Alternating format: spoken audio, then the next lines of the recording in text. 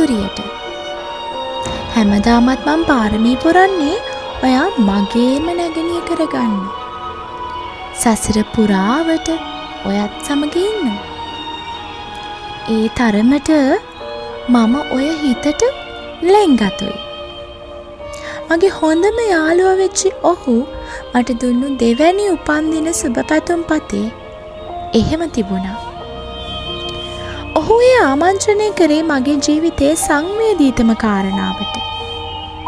පවුලේ එකම දරුවා වීම නිසා මුහුණ දුන්න හුදකලා බවට, පාළුවට, තනිකමට. ඒ වන විට අවුරුදු 14ක් පමණක් වෙච්ච ඔහුත් ඒක දැනගෙන හිටියා. ඒක තේරුම් අරගෙන හිටියා. ඒ පුංචි වයසට ඔහු ඒක කොහොම තේරුම් ගත්තද මම දන්නේ නැහැ. කෙසේ හෝ ඒ වන විට ඔහු වටහාගෙන තිබුණා මට තියෙන එකම අඩුව මටම කියලා සහෝදරයෙක් සහෝදරියක් නොමැතිකම බව.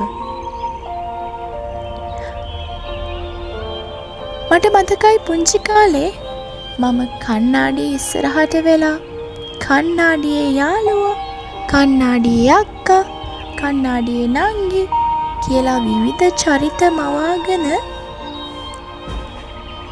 කණ්ණාඩිය ඇතුලේ ඉන්න කෙනෙක්ට කතා කරනවා.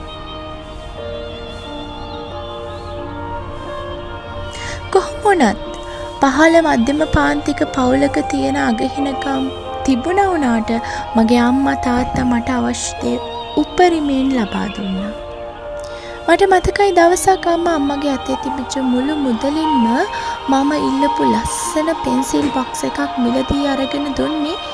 එදා ඒක ගත්ත තැන ඉඳලා අපේ ගෙදරට ආපහු එන්න බස් එකට අවශ්‍ය මුදල විතරක් අතේ ඉතුරු වෙද්දී. එක අවුරුද්දක මගේ උපන්දිනේට මගේ යාළුවන්ට කේක් ගේන්න සල්ලි නැතුව මගේ තාත්තා මට කේක් අරන් දීලා තිබුණේ ඉස්කෝලේ ගෙනියන්න. ණයට කියලා මම දැනගත්තේ පස්සේ කාලෙක.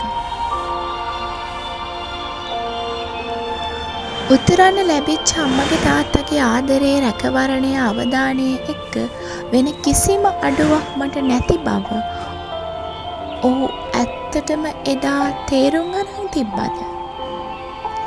එහෙම තේරුම් අරන් ඔහු මට ලං වෙන්න ඒකෙන් අයුතු ප්‍රයෝජන ගත්තද? අද කාලේ දරුවන්ගේ වගේ මනසවල් විකෘති වෙලා නොතිබ්බ ඒ කාලේ ඔහු ගැන එහෙම දකින්න එකම වැරද්දක්. ඔහු ගැන වැරද්දක් හිතන්න බැරි වීම නිසාම අද මම අසරණ වෙලා තිබ්බත් එදා මම වගේම ඔහු දරුවෙක්, නිකැලැල් මනසක් තිබිච්ච.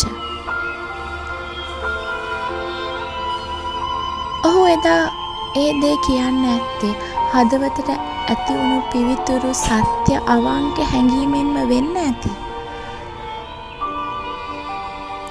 ඒ වුණත් අද අවුරුදු 21කට පස්සේ අවුරුදු 5ක් ඔහුත් එක්ක ගත කරපු ජීවිතයෙන් පස්සේ බිරිඳක් විදිහට අවුරුදු 3ක් පුරාවට කඳුළුත් එක්ක ගත කරන මගේ ජීවිතේ විඳින්න වුණු දේවල් එක්ක අද මට විවිධ දේවල් හිතෙනවා. මගේ හොඳම යාළුවා වෙච්ච ඔහු ගැන සිතුවිල්ලකින්වත් වැරද්දක් දකින්න හොඳ නැහැ කියන නිගමනේ අදටත් මම නවතිනවා. ඒත් මනෝ වෛද්‍යවරයෙක්ගේ සහ මනෝ උපදේශකවරයෙක්ගේ සහාය අවශ්‍ය වන තැනට අද මාව පත් කරේ, අසරණ කරේ ඔහුම නේද කියන කාරණේ මතක් වෙනකොට මට ඇති වෙන්නේ මං ගැනම ආත්මානුකම්පාවක්.